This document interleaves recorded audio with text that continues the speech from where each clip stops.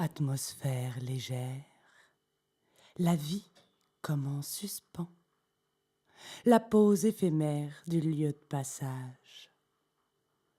Avant, il y avait la foule. Après, il y aura la foule. Maintenant est une occasion à saisir. Ne reste plus qu'à habiter le vide. Piano.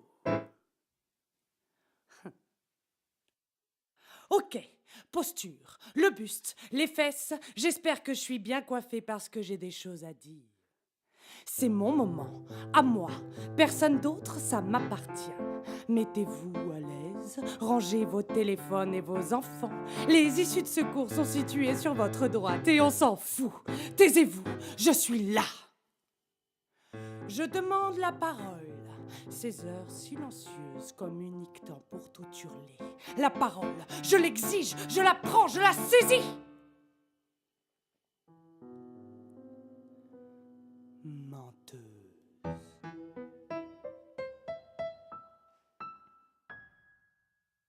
Tergiverser, du latin tergun, le dos, et vertere, tourner. Tergiversan, tourner le dos. User de détours, de faux semblants, de faux fuyants pour éviter de dire nettement quelque chose. L'envie de tout cracher, de se dévoiler, de capter l'attention pour être pleinement le corps et le visage des mots qui m'habitent. Chercher la bonne phrase, aller à l'intérieur, profond, profond, profond, profond. Et piocher un bout de tripe, un petit bout d'âme à révéler. Partager avec l'autre dans le même espace. Il est très grand cet espace. L'autre, bon sang c'est trop grand cet espace. L'autre, réduire l'espace, trop grand, réduire l'espace. Et prendre la parole d'assaut. Prendre la parole quand il est judicieux de s'exprimer.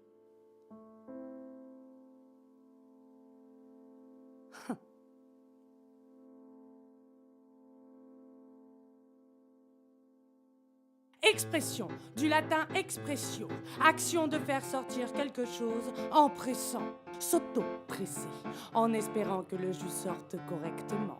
Sinon, le laisser circuler à l'intérieur du corps et attendre que ça déborde. Risque d'implosion. Ou prendre la parole. Si possible. Parole, du latin parola, comparaison, similitude. Du côté grec, c'est la parabole, la comparaison et le rapprochement. C'est aussi à ça que servent les mots, à nous rapprocher les uns des autres, pourvu que l'on sache faire se rapprocher les uns des autres. Moi, je voudrais que l'on se rapproche, et j'ai beau tendre l'oreille. Comment savoir parler quand on ne sait pas écouter? Tendre l'oreille, je nous entends piailler. Piailler est né d'une onomatopée. Ça a même donné pia-pia. On fait du pia-pia. Piailler, quand on parle des oiseaux, c'est pousser des cris aigus et répétés et c'est joli. Et pour nous, c'est juste gueuler. C'est gosiller pour que dalle. C'est la même définition pour jacasser, sauf que l'origine du mot vient d'un type qui s'appelait Jacques et qui devait être sacrément chiant. J'aime aussi le pia-pia. Ça me fait rire, le pia-pia. Et puis c'est agréable à dire, pia-pia. Pia, pia, pia-pia.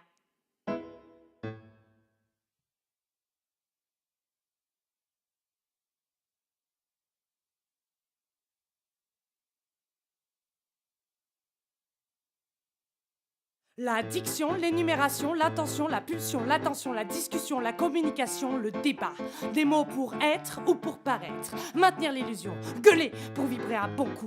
S'enflammer, s'embraser, s'extasier, extrapoler. Des mots pour se taire, des mots poussière. Raconter, balbutier, démontrer, illustrer, débattre. D'ailleurs, débattre, au tout début, ça voulait dire battre fortement, puis c'est devenu se tourmenter, puis c'est devenu discuter. Tu vois bien la logique? Se tourmenter, bordel! Et c'est devenu discuter!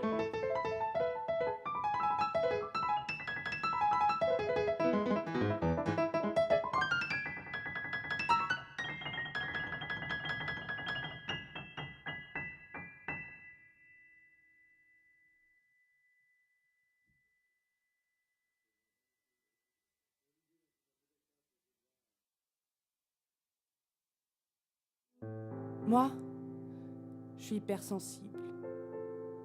J'ai un petit cœur tout mou. Ça me donne envie de chialer.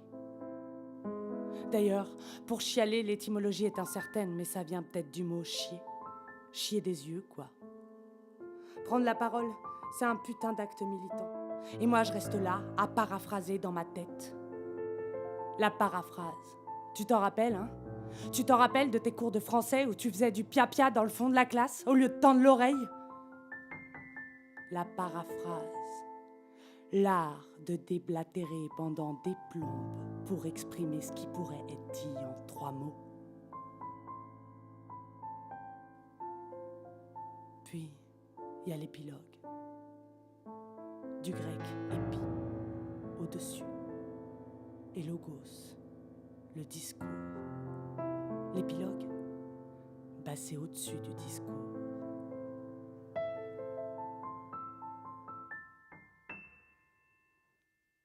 Plus rien à dire. Plus rien à dire.